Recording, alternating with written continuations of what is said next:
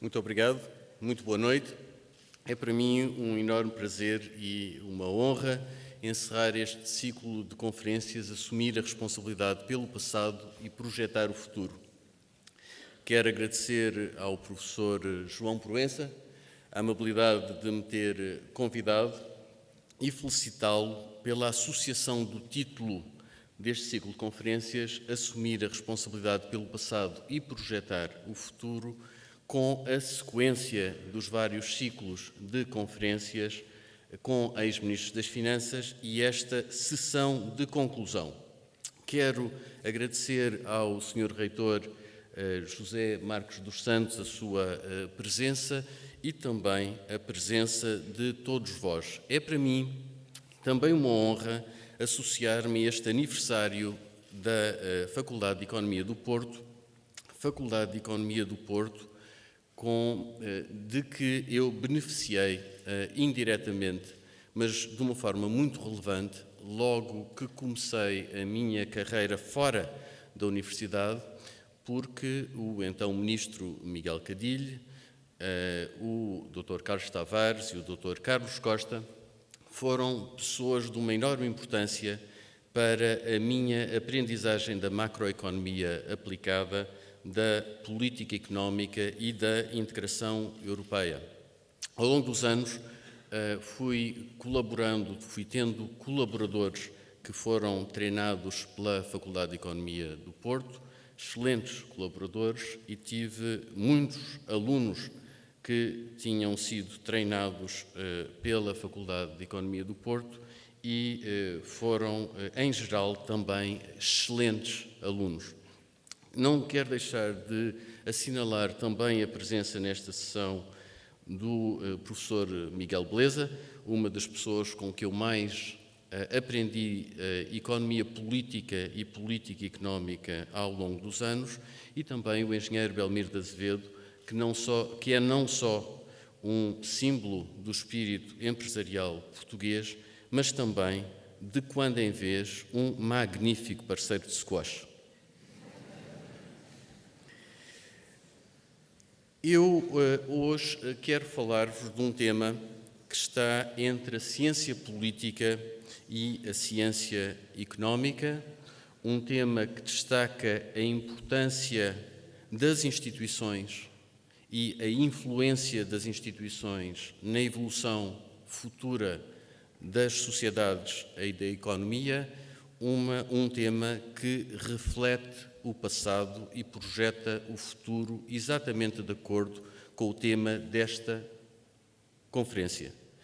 Eu quererei falar-vos do tema da dívida pública ao crédito público. A dívida pública reflete o excesso passado das despesas sobre as receitas e, literalmente, reflete as responsabilidades acumuladas no passado que é necessário honrar. Por sua vez, a questão do crédito público é, hoje, em Portugal, uma questão central, uma vez que é do crédito público que depende a credibilidade e confiança que permitirá recuperar as condições para o financiamento no mercado de obrigações em condições normais de mercado. Este tema, crédito público, dívida pública, é um tema central das disciplinas de política orçamental e finanças públicas, e como estudante destes tópicos eu beneficiei da instrução de uma série de professores portugueses notáveis que listo sem preocupação de ser completo, e listo Aníbal Cavaco Silva, António Pinto Barbosa, José da Silva Lopes, Ana Canhoto, Isabel Horta Correia e Sérgio Rebelo, pelo que qualquer deficiência na minha apresentação deve ser atribuída à responsabilidade de uma destas pessoas.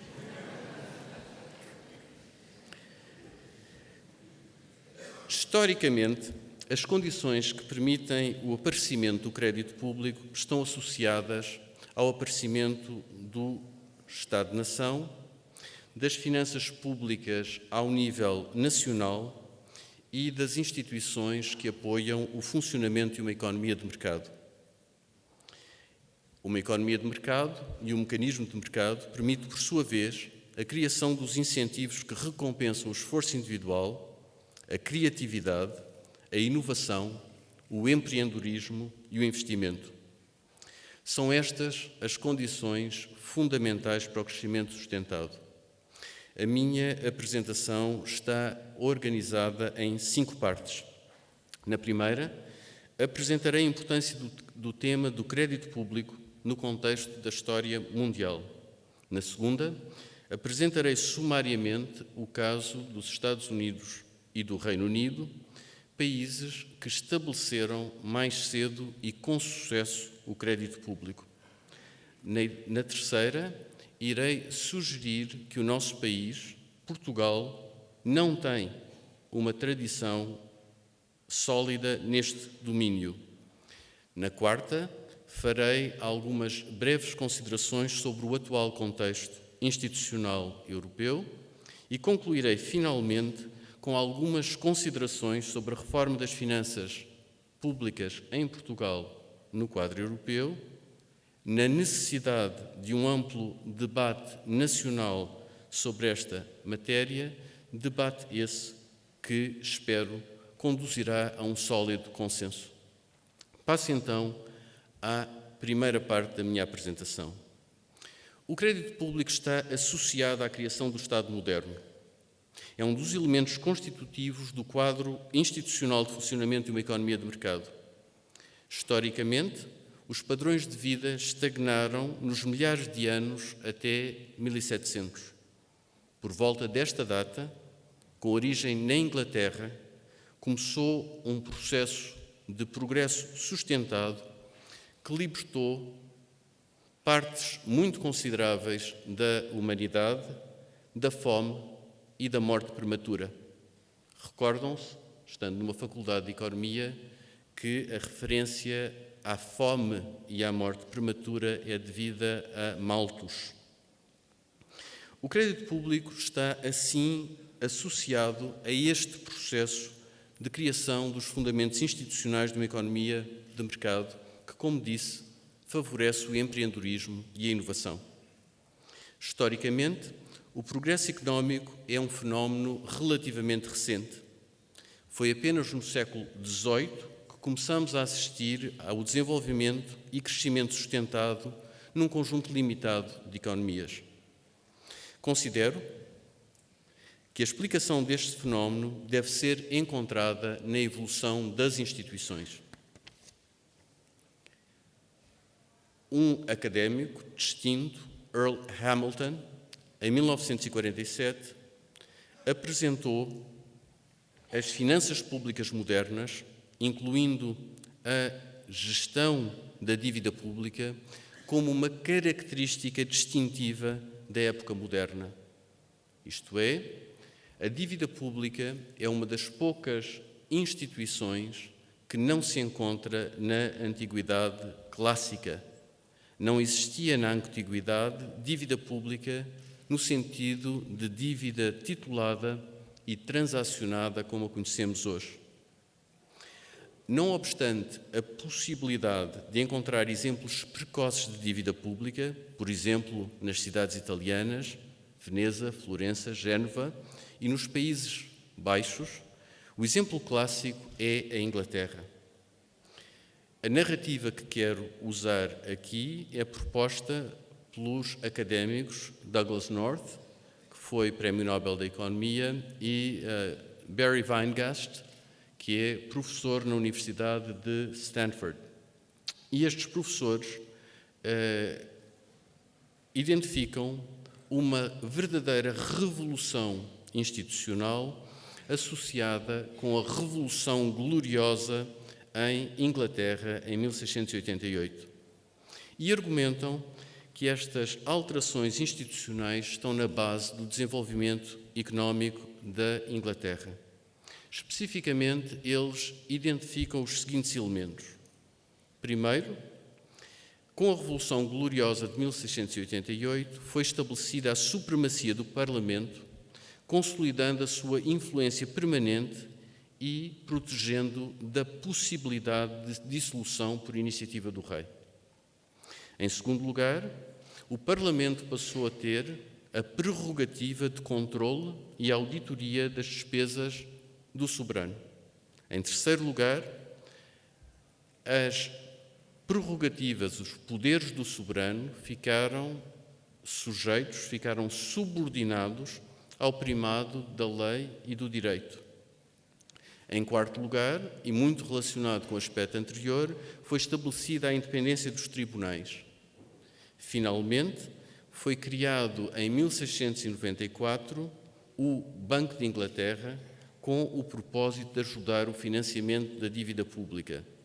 Noutros meios e noutras ocasiões, eu refiro-me a esta origem da criação do Banco de Inglaterra como o pecado central, como o pecado original da Banca Central. Este conjunto de alterações nas instituições permitiu que a Inglaterra resolvesse dois problemas. Primeiro, a segurança dos direitos de propriedade. O estabelecimento da independência do sistema judicial garantia uma segurança no cumprimento dos contratos que não estava disponível anteriormente. Em segundo lugar, estas instituições permitiram o acesso por parte do soberano a mercados de crédito, que é um problema fundamental para os soberanos. A diferença entre um contrato de crédito e um confisco é que o primeiro é voluntário. A experiência histórica mostra que os recursos que se conseguem mobilizar através de contratos de crédito voluntário são de uma ordem de grandeza superior aos que se conseguem mobilizar através da extorsão. Curiosamente, esta ligação que estou a apresentar-vos entre a capacidade do Estado de proteger os direitos de propriedade e a capacidade do Estado para recorrer ao crédito público está já bem identificada na Riqueza das Nações de Adam Smith. Adam Smith, no último capítulo do livro, diz que a capacidade para mobilizar recursos financeiros é muito maior numa nação comercial. Se os comerciantes e industriais estão dispostos a recorrer ao soberano para proteger os seus direitos de propriedade, em tempos normais, então também estão disponíveis para confiar os seus recursos ao soberano em tempos excepcionais. Para Adam Smith, estes tempos excepcionais eram tempos de guerra. E o raciocínio de Adam Smith é que se os agentes industriais e os comerciantes consideravam os seus direitos de propriedade bem protegidos pelo soberano, então consideravam que o seu crédito estava também bem protegido pelo soberano. Desta forma, a confiança no respeito pelos direitos de propriedade é a mesma confiança que fundamenta o crédito público. E desta forma, temos desde Adam Smith uma clara consciência da relação entre a preservação do crédito público e a preservação de instituições fundamentais para o funcionamento de uma economia de mercado. É curioso verificarmos que nem os Estados Unidos da América do Norte, que desenvolveram instituições semelhantes às do Reino Unido, nem o Reino Unido têm qualquer episódio identificado de bancarrota total ou parcial nos últimos séculos. As séries disponíveis para os Estados Unidos começam com a fundação dos Estados Unidos, existem séries disponíveis desde 1790 e para o Reino Unido existem séries disponíveis desde 1700. Qualquer destas grandes nações conseguiu financiar dívidas públicas muito elevadas, no caso dos Estados Unidos com episódios de dívida pública em percentagem do PIB superior a 100%, e no caso do Reino Unido, rácios de dívida pública superior a 200% do PIB, depois das guerras napoleónicas e depois da Segunda Guerra Mundial. Em contraste com a experiência destas duas nações, em Portugal nunca foi possível desenvolver as bases institucionais para a sustentação do crédito público. Este fenómeno está ligado a estrangulamentos mais generalizados ao funcionamento de uma economia de mercado. E deixem-me explicitar o argumento. Ao contrário do Reino Unido e dos Estados Unidos, desde o início do século XVIII, Portugal não tem nenhum período da sua história em que tenha mantido crédito público estável de forma compatível com níveis significativos de dívida pública.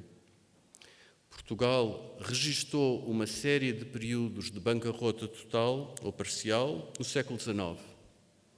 1828, 1837, 1841, 1846, 1850 e 1892. As datas podem variar de acordo com o historiador que se consulte e a forma de definição do episódio de bancarrota total ou parcial. Um contra-exemplo frequentemente citado à minha afirmação é o Estado Novo. Porém, o Estado Novo nunca revelou capacidade de se financiar num mercado de obrigações organizado. A disciplina orçamental era mantida sem recorrer à dívida pública. O endividamento público era anátema.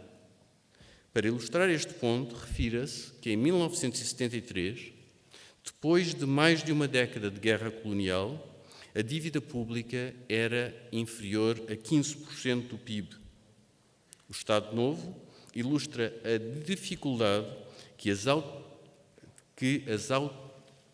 autocracias, o Estado Novo ilustra a dificuldade que as autocracias e os regimes totalitários têm de oferecer garantias de respeito pela propriedade e pelos contratos. A partir de 1974, Portugal acumulou uma dívida pública substancialmente maior. Neste período, não tivemos qualquer episódio de bancarrota ou quase bancarrota. Mas tivemos 3 episódios em que, para a evitar, tivemos de pedir ajuda financeira internacional. 1977-78, 1983-84 e o período de crise e emergência que estamos a viver. Julgo que o que vos acabo de descrever é suficiente para demonstrar que Portugal não tem resolvido, nem nunca resolveu, o problema da sustentabilidade de níveis significativos de dívida pública financiados em condições de mercado aberto e organizado. Contexto europeu. Vivemos hoje na Europa uma crise de dívidas soberanas. Esta crise mostrou as limitações no sistema de governação da área do euro. Esses problemas dizem respeito aos mecanismos de governação existentes. Em primeiro lugar, para assegurar a disciplina orçamental. Em segundo lugar, para prevenir e gerir crises. E, finalmente, para assegurar a estabilidade do sistema financeiro. Desde o início de 2010, tem estado a progredir um conjunto de iniciativas profundas que respondem a estes problemas. Estas iniciativas incluem o Six-Pack, que tem dispositivos não só em matéria de finanças públicas, mas também em matéria de supervisão dos desequilíbrios macroeconómicos. O Two-Pack, que prevê medidas reforçadas no caso de países que estão ou ameaçam estar em situações de desequilíbrio externo. Em terceiro lugar, a Europa está a reforçar a estabilidade do sistema financeiro na sequência das recomendações do relatório de Larosière. E, finalmente, na Europa está acordado o Tratado sobre Estabilidade, Coordenação e Governação, que Portugal foi um dos primeiros países a ratificar. Em minha opinião, este é um conjunto de instrumentos para prevenir crises futuras e também para contribuir para ultrapassar a presente crise. No futuro próximo, é necessário aplicar este conjunto de instrumentos de forma efetiva e, em paralelo, desenvolver uma agenda que estabeleça condições que promovam o crescimento, a competitividade e a criação de emprego na Europa. Precisamos também, naturalmente, de restabelecer a estabilidade na Europa no mais breve prazo possível. E, se me permitem, para concluir, farei algumas observações sobre a reforma das finanças públicas em Portugal. É urgente uma reforma profunda das finanças públicas portuguesas que permita uma relação estável e saudável com a dívida pública. O restabelecimento da credibilidade e confiança está profundamente associado ao restabelecimento do crédito público. Isso implica transformar profundamente as práticas e procedimentos orçamentais em Portugal. Essa transformação é também fundamental para garantir que o equilíbrio orçamental no médio prazo é persistente e durável. O Conselho de Finanças Públicas, recentemente criado, é um marco fundamental neste processo. O seu trabalho contribuirá seguramente para a melhoria da qualidade do debate sobre política orçamental, como demonstrado, em minha opinião, pelo seu primeiro relatório sobre a Estratégia Orçamental 2012-2016. O Conselho apresenta uma avaliação global positiva do ajustamento orçamental. Mas o ponto que eu quero aqui destacar é diferente. O Conselho de Finanças Públicas acrescenta que, para o ajustamento orçamental ser bem-sucedido, é fundamental sinalizar uma mudança de paradigma com respeito à reestruturação da política de despesa e da política fiscal, acompanhada da reforma do enquadramento orçamental. Neste contexto, é muito importante ter um consenso nacional sobre quais as regras que devemos usar para evitar que sejam repetidos erros do passado. Neste sentido, as alterações já aprovadas e as que iremos realizar para assegurar o cumprimento do Tratado de Estabilidade, Coordenação e Governação constituem uma verdadeira revolução nas finanças públicas portuguesas. Dentre as várias disposições do Tratado, quero aqui realçar a regra de ouro e a regra de redução do endividamento. Portugal, como os outros Estados-membros subscritores, terá de transpor a regra de ouro para a legislação nacional.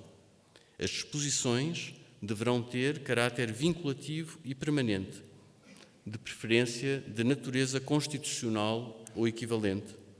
Esta regra estabelece que a situação orçamental das administrações públicas de um Estado-membro deve ser equilibrada ou excedentária. Os Estados-membros deverão ainda definir um mecanismo de correção automática em caso de desvios significativos face ao objetivo de médio prazo ou à trajetória de ajustamento. Relativamente à regra de redução do endividamento, o Tratado define que, quando a dívida pública de um Estado-membro excede o valor de referência de 60% do PIB, o montante do excesso deverá ser reduzida a uma taxa média de 1/20 por ano. Portugal terá, assim, de concretizar uma trajetória sustentada de redução da dívida pública durante muitos anos. Quando o Conselho de Finanças Públicas fala de mudança de enquadramento orçamental, refere-se, na minha leitura, a uma alteração institucional profunda. Será necessário mudar regras, normas, comportamentos e formas de organização para garantir a persistência e robustez do crédito público. Numa sociedade democrática, uma tal mudança tem de ser gerada pelo exercício de um debate democrático iluminado por argumentos de razão pública. Só assim poderá ganhar raízes e produzir uma mudança durável. Em Portugal, o Governo está empenhado em participar nesse debate aberto com todas as forças políticas interessadas. Desse debate deverá nascer um consenso sobre a forma de estabelecer, em Portugal, a base institucional que permita a coexistência durável da dívida pública e do crédito público. Muito obrigado pela vossa atenção.